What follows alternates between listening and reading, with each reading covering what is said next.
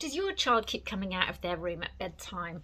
Are they seeking the toilet, a drink, another story maybe?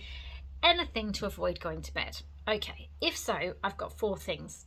Number one, and I'm going to sound like a cracked record because I say this all the time, are you sure they're tired enough? If they've got the energy for that type of shenanigans, I would really question if they're tired enough. Try putting them to bed an hour later, see if you get the same behaviour.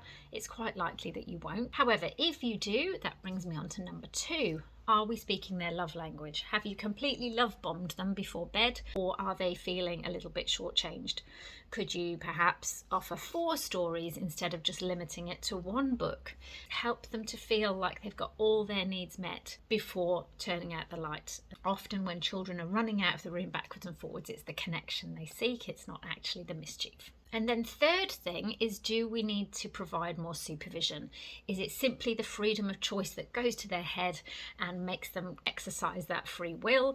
If so, would it improve things if you stayed nearby, either sitting outside the room or just inside the room at bedtime? Then we're setting them up to make the right choices instead of inadvertently setting them up to make the wrong ones. And number 4, one little trick that used to work well for all 4 of my children was to offer to leave the bedroom door open.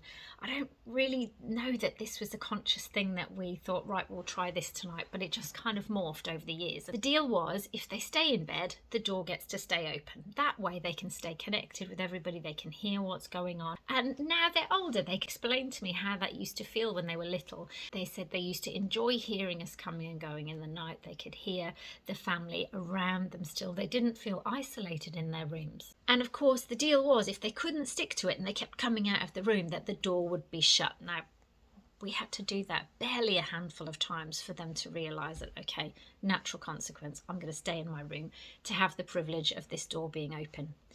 Anyway, hope that one works for you, because it worked an absolute treat for us. If not though, and you're still having challenges with getting them to bed, then feel free to download my free guide called Why Does My Toddler Fight Bedtime? It's available on the website and I'll put the link in all the usual places.